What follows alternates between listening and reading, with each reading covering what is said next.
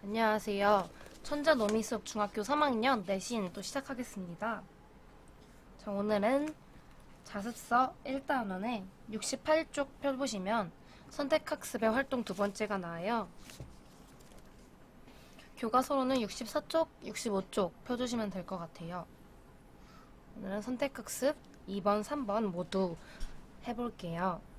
말문화, 성찰하기. 다음 글을 읽고 오늘날의 말 문화를 성찰해보자. 얼마 전 오랜만에 여고 시절 동창들을 만났습니다. 다들 직장 생활에 치여 모이기가 좀처럼 쉽지 않다가 한 친구의 생일을 계기로 어렵게 한 자리에 모였습니다. 우리는 반가운 마음으로 서로 못다한 이야기를 나누었지요. 얼마 전에 소개팅을 했거든. 그런데 상대방이 마음에 들지 않아 기분이 안 좋았어. 자, 오랜만에 만난 친구들이 자신의 이야기만 쏟아내고 있어요. 여기부터. 나는 깐깐한 부장 때문에 스트레스성 탈모가 왔지 뭐야. 자 봐, 머리카락 빠진 거. 모두 저마다의 이야기를 쏟아놓고 있을 때 한 친구가 중얼거리듯 말했습니다. 그런데 말이야, 이렇게 한참 수다를 떨고 집에 가면 이상하게 마음이 허전해. 왜 그런 걸까? 자, 마음이 허전한 이유를 다 알겠죠? 상대방의 말에 귀담아 듣지 않고 자신의 이야기만 했기 때문에 마음이 허전한 거죠. 친구의 말이 날카로운 가시가 되어 가슴에 콕 박혔습니다. 그리고 몇 날 며칠 머릿속에서 떠나질 않았고요. 나는 그날 모임의 일을 언니에게 털어놓았습니다. 언니, 그 이유가 뭘까? 그건 서로 자기 이야기만 해서일 거야. 자, 여기로 오면 이제 마음이 허전한 이유를 알 수 있죠. 친구의 말을 귀담아 듣지 않고 자기 이야기만 하니까 마음이 허전하지. 너희는 대화를 나누는 게 아니라 그냥 자기 말을 쏟아냈던 거야. 자, 대화를 나눈다는 거는 무엇인지 이제 알겠죠? 자기 말을 쏟아내는 걸 내는 것뿐만 아니라 상대방의 이야기를 진지하게 들어주고 이해하면서 소통하는 게 대화를 나누는 것이다. 이렇게 언니가 얘기하죠. 곰곰이 생각해보니 언니의 말이 옳았습니다. 나만 해도 그랬습니다. 항상 내 말하기에 바빴지 친구들의 이야기를 진지하게 들어준 적이 없었으니까요. 자, 이제 성찰을 하고 있죠. 반성을 하면서 나도 지금까지 진정한 대화를 하지 않았으면 하는 거죠. 다음번 모임이 있던 날 친구들과 헤어지고 집에 오는데 속이 꽉 찬 듯 가슴이 부풀어 올랐습니다. 내 이야기를 줄이고 친구들의 이야기를 듣기만 했는데도 알찬 대화를 나눈 듯 흐뭇하고 뿌듯했습니다. 자, 이제 여기서 더 나은 모습을 보이고 있죠? 내 이야기를 줄이고 친구들의 이야기를 듣기만 했다. 이랬는데도 알찬 대화를 나눴다. 이게 진정한 대화를 나눈 것 같았기 때문에 속이 꽉 찬 듯 가슴이 부풀어 오르는 거죠. 친구들과 진정한 대화를 나누면서 포만감 같은 기분을 느꼈다고나 할까요? 상대방의 말에 귀를 기울여 보세요. 마음과 마음이 통하는 진정한 소통이 이루어집니다. 자, 여기 권유하면서 끝내고 있죠. 자, 진정한 대화의 의미는 마음과 마음이 통하는 진정한 소통, 이게 진정한 대화라는 거죠. 자, 그럼 여기까지 읽고 바로 넘어가면 1번. 나와 친구들이 모임에서 대화를 나눈 뒤 허전함을 느낀 이유. 자, 먼저 여기 대화의 문제점을 파악하기. 여기 날개 부분 보면은 나가 언니에게 동창들과 수다를 떨고 난 후 마음이 허전한 이유를 물었을 때 언니가 한 말이 서로 자기 이야기만 해서일 거야 부분에 나오는 거죠. 상대방의 말을 귀담아 듣지 않고 자신의 생각만 쏟아냈기 때문이다. 이게 허전함을 느낀 이유고, 진정한 대화란 무엇일까? 상대방의 말을 귀담아 들으며 마음과 마음이 통하는 진정한 소통이 이루어지는 대화. 이거면 마지막에 나오죠. 자, 그럼 오늘날의 말 문화를 성찰하면서 3번 보면은 나는 평소에 다른 사람의 말을 어떻게 듣는지 생각해보고 나의 언어 생활을 되돌아보자. 예시 답안이니까 필요 없어요. 자, 확인 문제 바로 넘어가면은 1번. 이 글에 대한 설명으로 알맞지 않은 것은 자신의 개인적 체험을 진솔하게 보여준다. 아이고, 맞죠? 이렇게 하면 안 되려나? 네.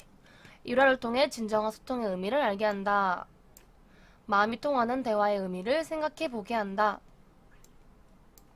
이거 조금 지울게요.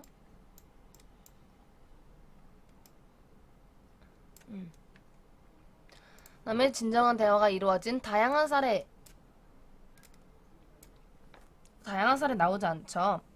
진정한 대화가 이루어지지 않는 사례를 보여주고 진정한 대화가 이루어진 사례는 아니고 한번 그냥 깨달음과 변화를 담고 있다. 이렇게 보면 되겠죠? 평소에 다른 사람의 말을 어떻게 듣는지 생각해보게 한다. 되고 2번 별표되어 있네요. 중요하게 볼게요. 나가 모임에서 대화를 나눈 뒤 허전함을 느낀 이유로 알맞은 것은 친구들과 자주 이야기를 나눌 기회가 없어서는 아니죠. 이야기는 자주 나누죠. 다른 사람을 비난하거나 험담하며 대화를 하진 않았죠. 자기 이야기만 한 거고 오랜만에 만난 친구들과 많은 이야기를 나누지 못해서 아니죠. 자기 얘기는 하지 않고 친구들의 얘기를 들었기만 했는데도 풍족함을 느꼈다 했으니까 허전함을 느낀 이유가 많은 이야기를 나누지 못해서는 절대 아니겠죠. 상대방의 말을 귀담아 듣지 않고 자기 생각만 쏟아내서 이거고 다른 친구들의 이야기만 듣고 자기 이야기는 하지 못해서 아니죠. 답은 4번. 친구들의 이야기를 진지하게 듣고 난 후에 나의 반응 4번이죠. 나머지는 다 맞고 빠르게 4번 넘어가면 이 글에서 알 수 있는 진정한 대화의 의미로 알맞은 것은 나머지는 이 글에서는 알 수 없고 진정한 대화, 진정한 소통 이걸 알 수 있죠. 상대방의 이야기를 듣고 이해하며 소통하는 것이 진정한 대화다. 자, 여기까지가 선택학습 2번이에요. 빨리 끝났죠? 그래서 바로 선택학습 3번 넘어갈게요. 화완계라고 설충이 지은 소설이 있어요. 자, 먼저 읽어보면은 신문왕, 신라의 제31대 왕이에요. 신라왕. 신문왕이 한여름에 높고 밝은 방에 거처하면서 살면서 설정을 돌아보며 말했다. 오늘은 오래 내리던 비가 비로소 개고 바람이 시원하구나. 비록 맛있는 음식과 애절한 음악이 있다 할지라도 고상한 담론과 재미있는 이야기로 울적한 마음을 푸는 것만 하겠느냐? 그대는 반드시 색다른 이야기도 알고 있을 터인데 어찌 나를 위하여 말해주지 않는가? 라면서 신문왕이 설총에게 이 설총에 대해서 먼저 알아보면은 자, 여기 밑에 내려가면 있어요. 자, 설총의 자는 총지, 아버지는 원효, 이 원효 대사라고 다들 많이 알고 있죠. 어머니는 요석공주라 전한다. 육두품 출신인 듯하며 관직은 한림에 이르렀다. 나면서부터 재주가 많고 경사에 박통했으며 우리말로 구경을 읽고 후생을 가르쳐 유학의 종주가 되었다. 신라 10편의 한 사람이며 강수 최치왕과 더불어 신라 3문장, 세 문장의 한 사람으로 꼽혔다. 대단한 사람이죠. 이렇게 해서 왕이 설총한테 이야기를 들어달라고 청해서 대답을 하죠. 예, 신이 예전에 꽃의 왕인 모란이 처음 들어왔을 때 이야기를 들은 바 있습니다. 이 꽃의 왕인 모란이 처음 들어왔을 때 이야기가 바로 화완계, 화왕에 대한 경계, 깨달음에 대한 얘기다. 여기서부터 그 이야기예요. 시작해보면은 이 왕을, 모란이죠. 이 왕을 향기로운 꽃동산에 심고 푸른 장막으로 보호하였는데 봄이 되어 곱게 피어나 온갖 꽃을 능가하여 홀로 뛰어났습니다. 이에 가까운 꽃으로부터 먼 곳에 이르기까지 곱고 어여쁜 꽃들이 빠짐없이 달려왔지요. 혹시 시간이 늦지는 않을까 그것만 걱정하며 배알하려고 하였습니다. 자, 배알하다라는 게 자신보다 지위가 높은 사람 또는 자신이 존경하는 사람을 찾아가서 뵙는다라는 의미예요. 뵈려고 하였습니다. 호련히 붉은 얼굴, 옷 같은 이에 곱게 화장하고 멋진 옷을 차려입은 이 하나가 이게 바로 장미인데 간들간들 걸어와 얌전하게 앞으로 나오며 말했습니다. 첩은, 그러니까 장미는 저는 눈같이 흰 모래밭을 밟고 거울같이 맑은 바다를 마주보며 봄비로 목욕하며 때를 씻고 맑은 바람을 상쾌하게 쐬면서 유유자적하는데 이름은 장미라고 합니다.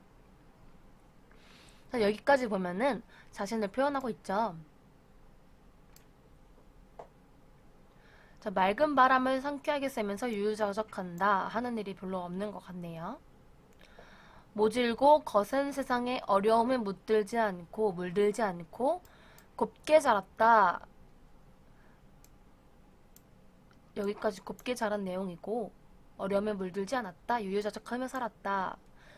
왕의 훌륭하신 덕망을 듣고 향기로운 휘장 속에서 모시고자 하는데 왕께서는 저를 받아주시겠습니까? 자, 그래서 장미의 목적은 향기로운 휘장 속에서 모신다. 이게 임금을 즐겁게 하는 것이 목적이고 뭐 충성스럽게 하면서 모시겠다 이 말이 아니죠. 여기서 나올 수 있는 사자성어가 두 개 있는데 1번이 교원영색, 2번이 감언이설. 감언이설은 많이 들어봤죠? 교원영색. 이것도 좀 기억해 놓으면 좋을 것 같죠? 또 한 사내가 내려가서 볼게요. 이 한 사내가 바로 할미꽃인데 배옷에 가죽띠를 메고 허연 머리에 지팡이를 짚고 힘없는 걸음으로 구부정하게 걸어와서 말했습니다. 자, 여기까지가 할미꽃의 검소한 옷차림과 모습을 드러내죠. 배옷, 허연 머리, 지팡이. 자, 여기도 보면은 연륜과 인품이 축원을 할 만한 인품임을 간접적으로 드러낸다. 간접 제시, 보여주기 다 맞죠. 지금부터 할미꽃이 하는 말인데 저는 서울 밖의 한길가에 살고 있습니다. 아래로는 푸르고 넓은 들판의 경치를 내려다보고 위로는 우뚝 솟은 산의 빛깔에 의지하고 있는데 이름은 할미꽃이라 합니다. 저는 가만히 생각해 보았습니다. 비록 생기는 것이 풍족하여 기름진 음식으로 배를 채우고 차와 술로 정신을 맑게 할지라도 자, 여기까지는 신하들이 음식, 차, 술로 임금을 흡족하게 할지라도 상자 속의 준비물에는 반드시 양약이 있어서 기운을 돋우고 극약이 있어서 병독을 제거해야 합니다. 이 말이 무슨 말이죠? 왕의 잘못을 바로잡을 신하, 애충원이 필요하다. 그런 신하가 필요하다라는 의미죠. 그러므로 옛말에 사마 같은 좋은 물건이 있다 해도 관계 같은 천한 물건을 버리지 않아서 모든 군자는 만에 하나 결핍에 대비해야 한다 하였습니다. 그러니까 좋은 것이 아닐지라도 보기엔 좋지 않은 것이다 할지라도 하찮게 여기지 말고 가지고 있어라. 이런 의미죠. 왕께서도 혹시 이런 생각을 하고 계시는지 모르겠습니다. 이런 생각이란 게 임금의 잘못을 전하는 충직한 신하가 필요하다는 생각 이런 말이죠. 그래서 임금의 잘못을 충원하는 신하가 필요함을 할미꽃이 말하고 있어요. 자, 오른쪽 날개를 보면은 할미꽃의 말하기 방식이 나오는데 이거는 다음 페이지에 있는 거 마저 읽고 볼게요. 그러자 어떤 애가 꽃의 왕에게 말했습니다. 두 명이 왔는데 어느 쪽을 붙들고 어느 쪽을 버리시겠습니까? 사내의 말도 일리가 있지만 어여쁜 여자는 얻기가 어려운 것이니 이 일을 어떻게 할까? 자, 어여쁜 여자가 장미꽃이죠. 사내가 할미꽃이고 상황이 갈등하고 있음을 보이고 있죠. 그러자 사내, 할미꽃이 왕 앞에 다가섰습니다. 저는 대왕이 총명하여 사례를 잘 분별할 줄 알고 왔더니 지금 보니 그렇지 않군요. 자, 왕의 잘못을 지적하며 간언하죠. 무릇 임금된 사람치고 간사한 자를 가까이 하지 않고 정직한 자를 멀리하지 않는 이가 적습니다. 이 때문에 맹자는 불우하게 인생을 망쳤으며 풍당은 낭서 정도로 지내다 흰머리가 되었습니다. 자, 이렇게 왕이 뛰어난 인재들을 몰라본 예를 드러냈죠. 옛날부터 도리가 이러하였거늘 저희들 어찌하겠습니까? 여기서 서리법 나오죠. 간사한 무리를 멀리하고 정직하고 충성스러운 인재를 등용해야 함을 서리적으로 드러내고 있어요. 자, 그랬더니 화왕이 내가 잘못했노라 내가 잘못했노라 그러면서 잘못을 뉘우치고 있죠. 여기까지가 설총이 말한 내용이고 다시 돌아오면은 이에 신문왕의 얼굴빛을 바로하며 말했다. 그대의 우언은 진실로 깊은 뜻이 담겨있도다. 여기 깊은 뜻이 뭐죠? 듣기 좋은 말만 하는 간신을 경계하고 옳은 말을 하는 충신을 가까이 하라 라는 뜻이죠. 기록해두어 왕이 된 자의 경계로 삼기를 바란다. 마침내 설총을 높은 관직에 발탁하다. 뽑았다. 네. 자, 여기까지가 황황계 내용인데요. 일단 이거는 가전체 문학이라고 불러요. 사람이나 동물, 인간의 덕목 등을 의인화하여 그 일대기를 서술한 뒤에 작품 끝에 서술자의 논평을 덧붙이는 방식을 주로 사용해요. 주로 사회를 비판, 풍자하고 교훈을 주려는 의도로 창작된다. 자, 여기 보고 앞에 있는 거 넘어갈 건데 화음계의 내용 구조 먼저 보면은 장미는 간사하고 아첨하는 간신으로 나오죠. 할미꽃은 정직하고 직언하는 충신으로 나오고. 자, 이 둘 사이에서 화왕이 갈등을 하는데 마지막에 할미꽃의 말을 들으면서 화왕이 뉘우치고 깨우친다. 이게 전체적인 내용인데요. 앞에 보면은 할미꽃의 말하기 방식 있죠. 이거 볼게요. 먼저 임금의 평판을 제시하면서 임금이 스스로의 총명함에 대해 생각해 보도록 했잖아요. 보면은 저는 대왕이 총명하여 사리를 잘 분별할 줄 알고 왔더니 이렇게 하면서 평판을 제시하고 자신의 판단 지금 보니 그렇지 않군요 하면서 임금이 장미를 택하려는 것이 옳지 않은 것임을 드러냈죠. 그러다가 맹자, 풍당 그리고 무릇 이름 임금됨 사람치고 블라블라 하면서 주장의 타당성을 높이고 비판과 풍자의 의도를 드러냈어요.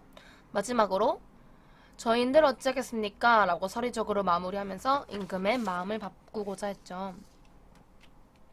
할미꽃의 말하기 방식 1, 2, 3, 4 나온 거 항상 4가지에서 5가지가 나오면은 객관식의 선주로 나올 수 있음을 유의하자.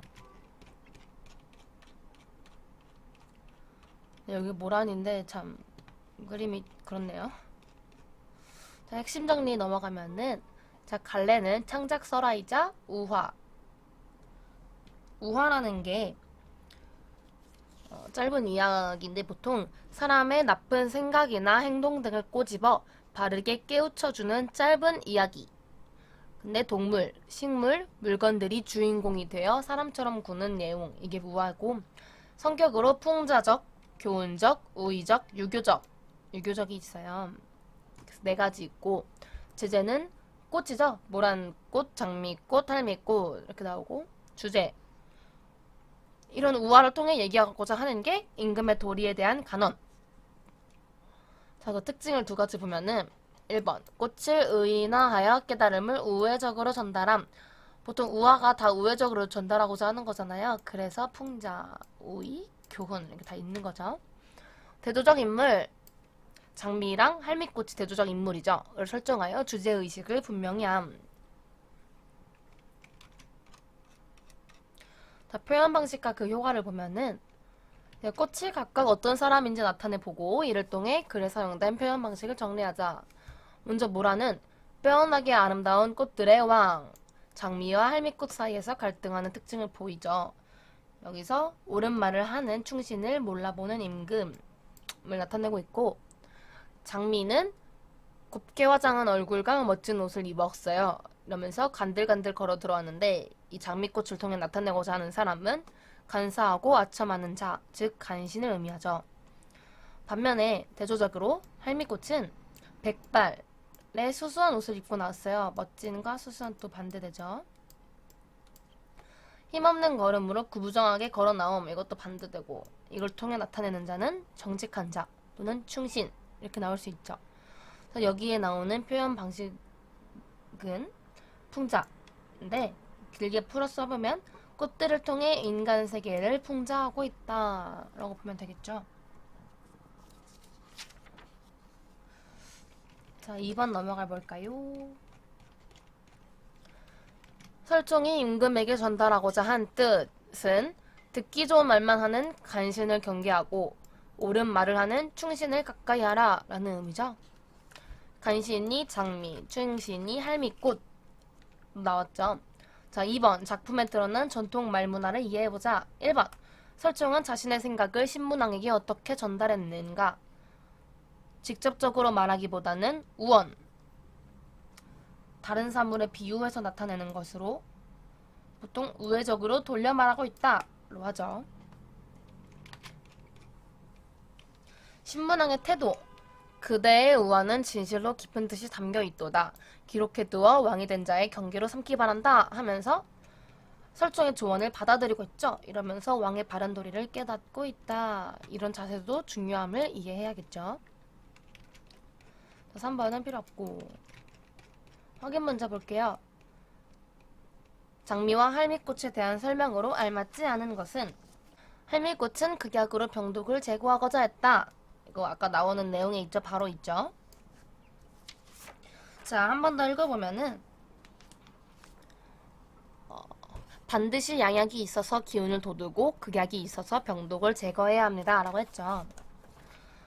할미꽃은 검소한 옷차림으로 구부정하게 걸어 나왔다. 장미꽃이랑 반대되고 장미는 향기로운 휘장 속에서 왕을 모시고자 했다. 장미는 바닷가 흰 모래밭에서 유유자적하며 지냈다. 장미는 설정을 대변하는 인물. 할미꽃은 신문왕을 상징한다. 아니죠? 이걸 어떻게 바꾸면 될까요? 설정을 대변하는 인물을 할미꽃으로, 신문왕을 상징하는 거는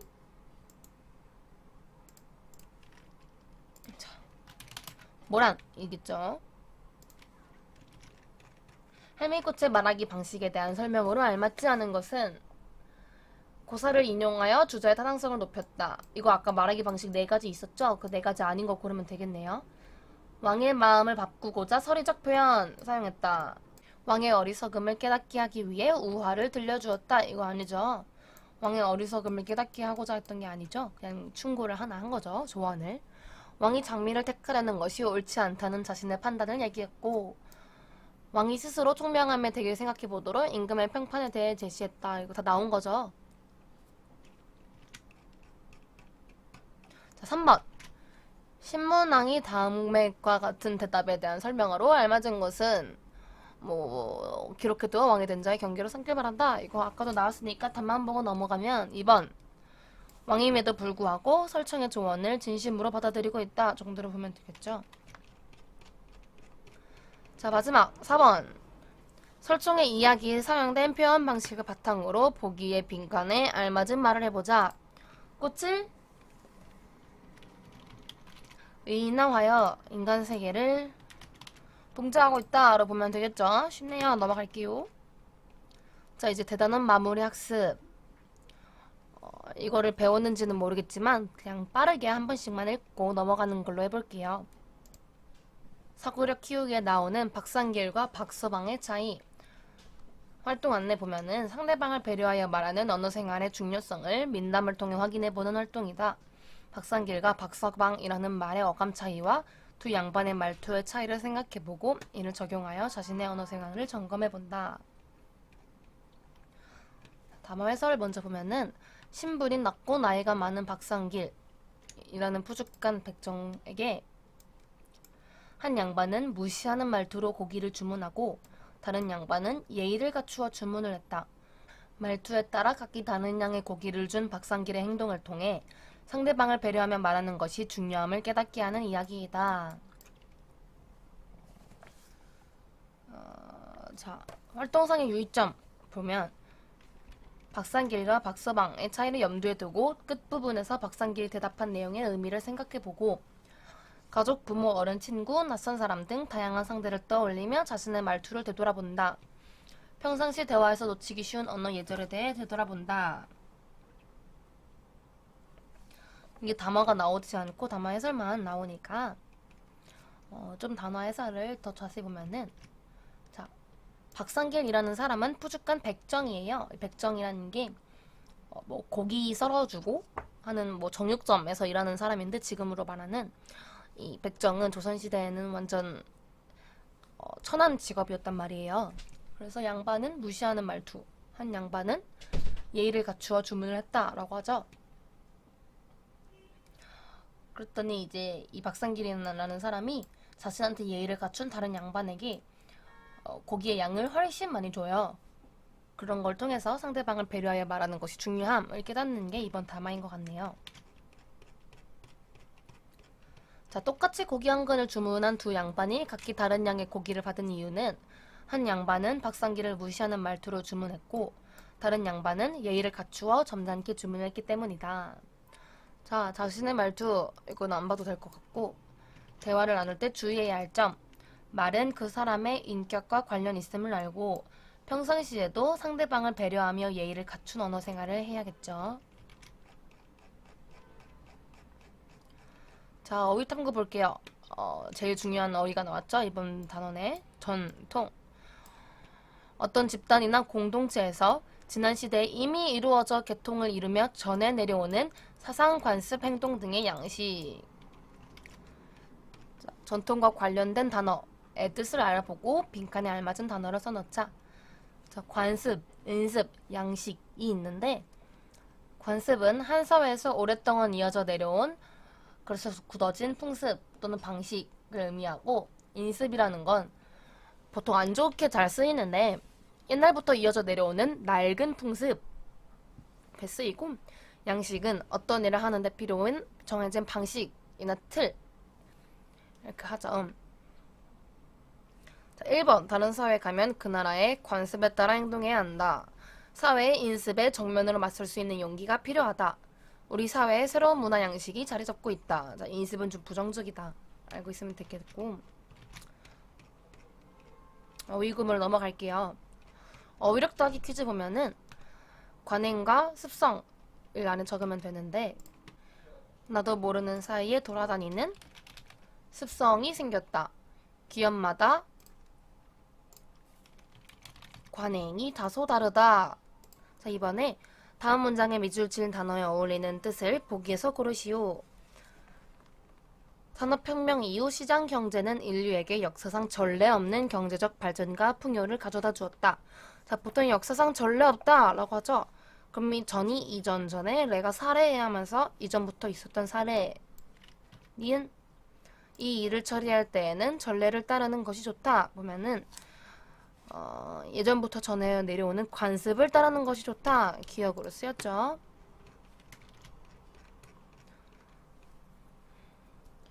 자, 우리말 표현 이거 한 번씩만 읽어보고 넘어가면은 온세미로 가르거나 쪼개지 않고 생김새 그대로 언제나 변함없이 라는 뜻인데 온세미로라는 인터넷 소설이 옛날에 유명했었는데 혹시 아시나요?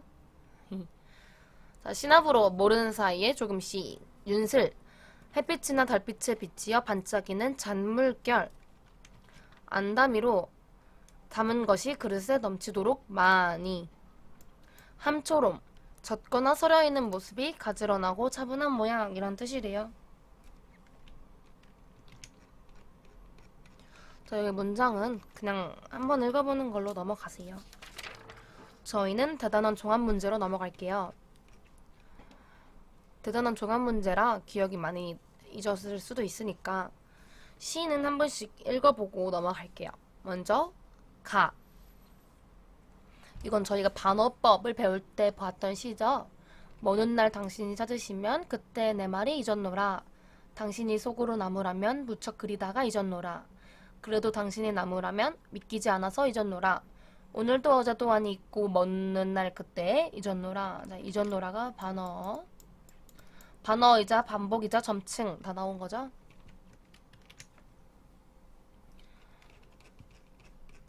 자, 나는 여기만 아직 마지막에 가장 아름다운 상처 역사법 배울 때 봤던 시죠. 흔들리는 나뭇가지에 꽃 한번 피우려고 눈은 얼마나 많은 도전을 멈추지 않았으랴. 싸그락싸그락 두드려 보았겠지. 남분분 춤추었겠지. 미끄러지고 미끄러지길 수백 번 바람 한 자락 불면 휙 날아갈 사랑을 위하여 햇솜 같은 마음을 다 퍼부어준 다음에야 마침내 피워낸 저 황홀을 보아라. 봄이면 가지는 그 한 번 된 자리에 세상에서 가장 아름다운 상처를 터뜨린다.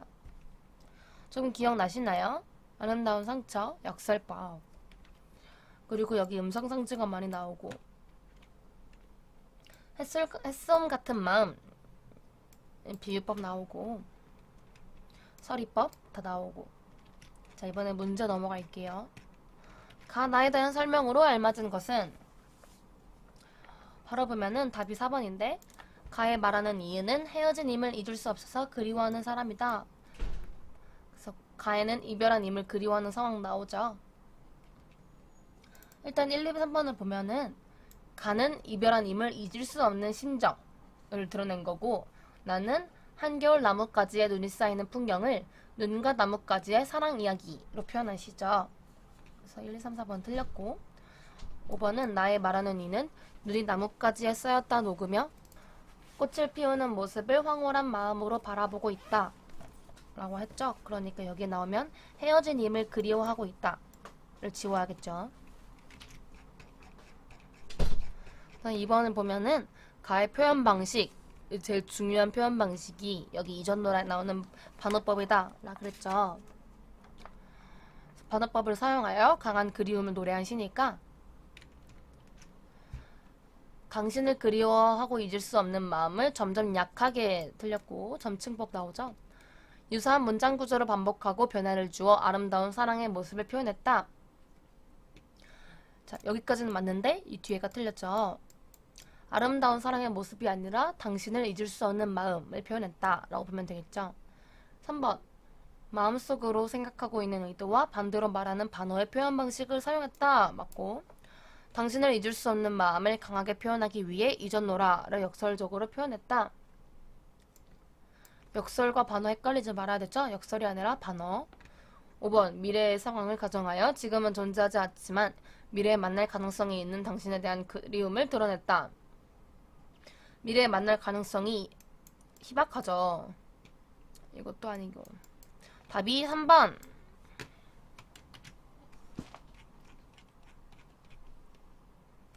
자, 가에 나타난 주된 정서가 드러나지 않는 것은 이라 했는데 가에 나타난 주된 정서가 뭔지부터 알아야겠죠? 가에 나타난 주된 정서는 그리움, 뭐 잊지 못하는 안타까움 뭐라 보면 되겠죠? 나머지는 다 있는데 아이고 다 있는데 여기 4번에 보면은 산에는 꽃 피네 꽃이 피네 갈봄 여름 없이 꽃이 피네 산에 산에 피는 꽃은 저만치 혼자서 피어있네 라고 하면서 이 시는 인간의 근원적인 고독감과 외로움을 느끼는 시고 나머지는 인별하여 슬픈 마음을 노래한 시예요. 그래서 혼자 4번이 가에 나타난 주된 정서가 드러나 있지 않다 라고 보면 되겠죠. 자, 보기. 눈은 나뭇가지에게 그 마음을 다 내어주지만 봄이 오면서 녹아 없어진다. 눈이 머물다 간 자리는 나뭇가지에게는 사랑의 대인 자리이며 그 자리에 아름다운 상처인 꽃이 피어난다. 이걸 참고하여 나의 작가가 말하고자 하는 바를 서술하시오. 자, 어떻게 서술하면 좋겠냐면 인내와 헌신으로 피어낸 아름다운 사랑, 이걸 작가가 말하고자 하는 바다라고 볼 수 있는데 일단 나라는 이 시가 한겨울 나뭇가지에 눈이 쌓이는 풍경을 눈과 나뭇가지의 사랑 이야기로 표현하면서 사랑의 의미를 생각해보게 하는 시죠. 그래서 이 정도로 해석하면 될 것 같죠. 자, 이제 양반전이에요. 양반전은 다 읽을 수 없으니까 기억하고 있다 라고 생각하고 바로 넘어갈게요.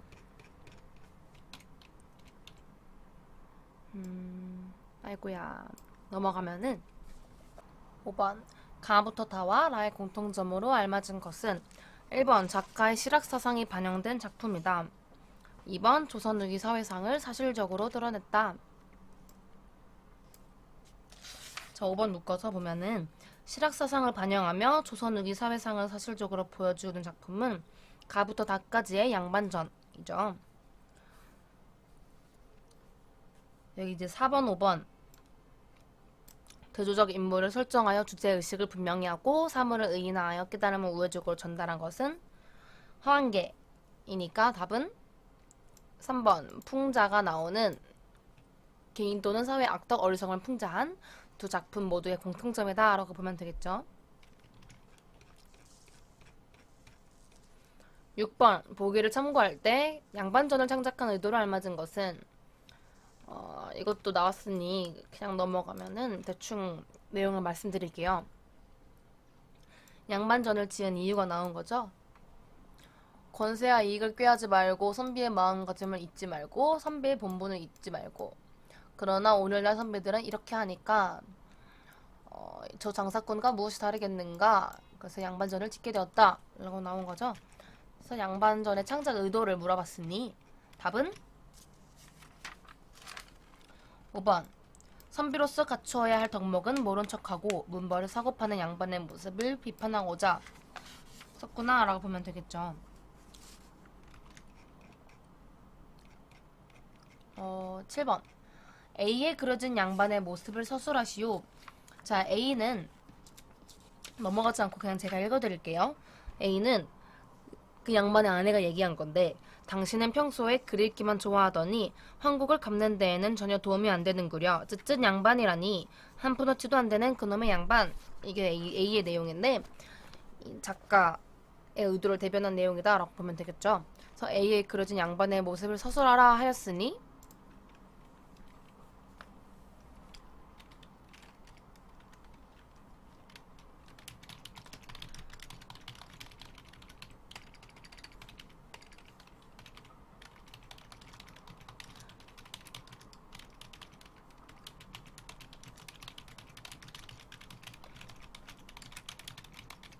자,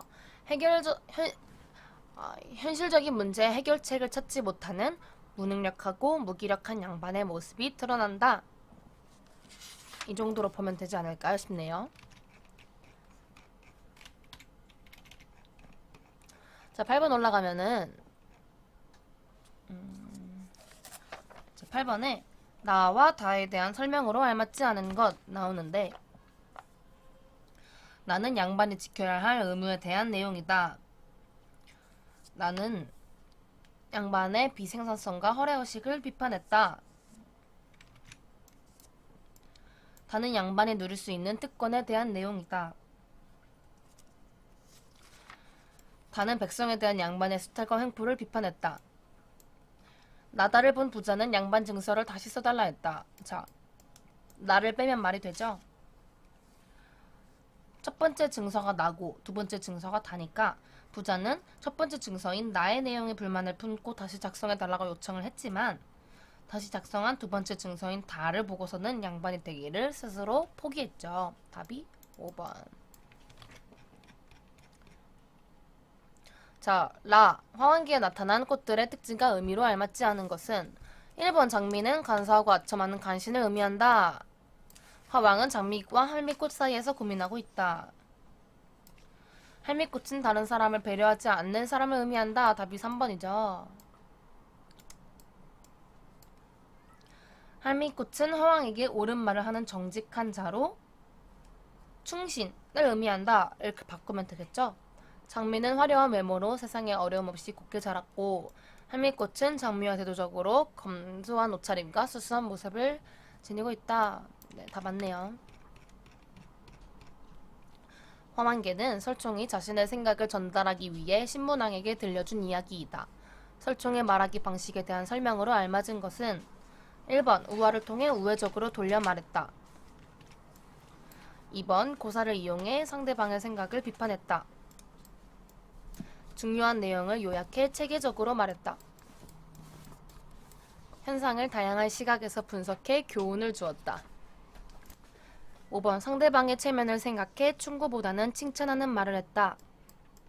다 아니니까 답은 1번 우화를 통해 우회적으로 돌려 말했다. 이게 되겠죠? 자, 이제 11번부터 12번. 이거는 처음에 나온 건데 11가에는 박시전 좀 발췌한 게 나오고, 12번은 자, 나는 일로 원 야기, 그러니까 그거 내용이죠. 자, 그럼 바로 문제로 넘어갈게요. 11번에 가나에 대한 설명으로 알맞은 것은 가는 핵심적인 내용만 직접적으로 전달하고 있다. 먼저 사적으로 부탁하고 오랜만에 만났습니다 하면서 서로에 대한 칭찬이 먼저 나오죠. 2번 가의 성공은 상대방에게 분명한 말투로 거절하고 있다. 아니죠. 정중하게 거절하죠. 3번 나는 객에게 불합리한 사회에 대해 한탄하고 있다. 나가 아니라 객이죠. 이렇게 둘이 바꾸면 될 것 같고, 4번 나의 객은 나를 칭찬하면서 과거 시험에 비리를 한탄하고 있다. 맞고, 가나는 상황에 맞게 옳고 그름을 판단하여 분명히 말하고 있다. 우리 전통 말하기에 중요한 게 분명한, 직접적으로 이게 아니라 정중하게, 우회적으로 이런 게 중요했죠. 자, 12번 가면은 가나에서 알 수 있는 바람직한 전통말 문화의 계승 방안으로 적절하지 않은 것은 타인에게 부탁할 때에는 정중함을 잃지 말아야겠어. 타인에게 칭찬을 들을 때에는 겸손하게 대응해야 하겠어. 타인의 제안을 거절할 때에는 개인적인 이유를 들어 설득해야겠어. 상대방을 고려하여 대화할 때에는 완곡하고 우회적인 표현을 사용해야겠어. 자신을 낮추고 상대에게 예의를 지키던 옛사람들의 언어 생활을 본받아야겠어. 보면은 타인의 제안을 거절할 때에는 상대방의 기분을 고려하여 완곡하게 돌려 말해야겠죠. 답이 3번. 다음 13번을 보면은 보기에 해리와 인선이에게 해줄 수 있는 말, 보기는 안 읽어도 되겠죠? 바로 넘어가면은 해리와 인선이 서로가 말을 잘못하고 있으니까 상대방의 문제점을 지적하기보다는 진심을 담아서 조언을 해주어야 해. 바로 답이 5번이겠죠. 다른 사람에게 조언을 할 때에는 직설적, 이거는 항상 우리 전통말 문학에서 추천하지 않는 그런 표현이죠. 완곡하고 우회적으로 표현하는 것이 좋고 상대방의 문제점을 지적하기보다는 진심을 담아 상대방에게 조언하면 좋은 관계를 유지할 수 있다. 라고 보면 되겠죠. 자, 14번. 이렇게 아빠의 제안에 아주 단도직입적으로 싫어요.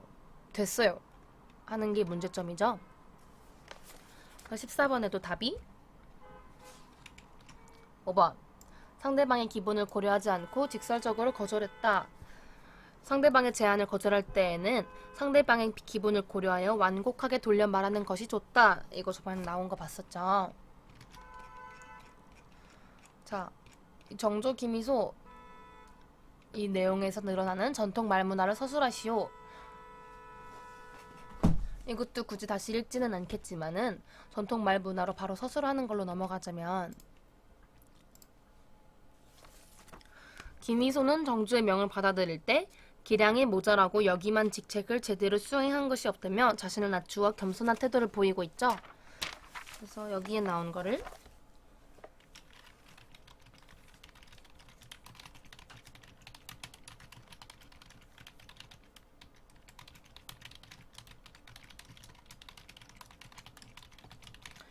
상대방의 부탁에 겸손한 태도를 보이며 자신을 낮추어 예의를 지키고 있다. 이게 여기에 나오는 전통 말 문화다라고 볼 수 있겠죠. 자, 그 다음은 우리가 최근에 읽은 거죠. 바로 최근에 운수 좋은 날 이런 작품인데 바로 16번으로 넘어갈게요. 굳이 안 읽어도 되겠죠.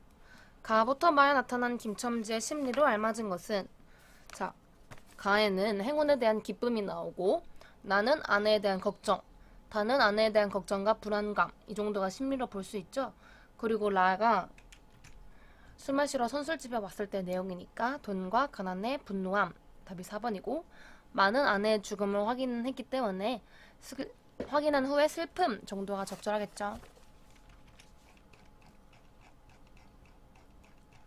47번 기억부터 미음에 대한 설명으로 알맞지 않은 것은 자, 기억, 니은, 디귿, 리을, 미음은 제가 읽어주는 걸로 갈게요. 먼저 기억은 추적추적 내리는 비에 대한 내용이니까 어둡고 은산하며 쓸쓸한 분위기를 조성하고 비극적 결말을 암시하는 거 맞죠? 니은은 동서문 안에서 인력 거꾼 노릇을 하는 김첨지가 나오는 부분인데 동서문 인력 거꾼은 70년대 시대 상황이 아니라 1920년대 시대 상황이겠죠?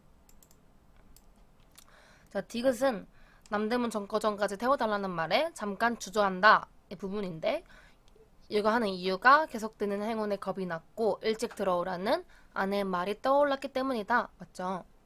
그럼 리을 아내의 말인데 오늘은 나가지 말아요. 제발 덕분에 집에 붙어 있어요. 내가 이렇게 아픈데 라고 한 부분인데 이게 계속 아내의 병이 심각하며 비극적 결말을 맺게 될 것임을 암시하고 있죠. 다음 마지막 선술집에서 이 원수의 돈, 이 육실을 핫돈 하면서 팔매질을 한 부분인데 돈과 가난에 대한 분노를 직설적으로 표현하고 있다. 맞죠? 답은 2번.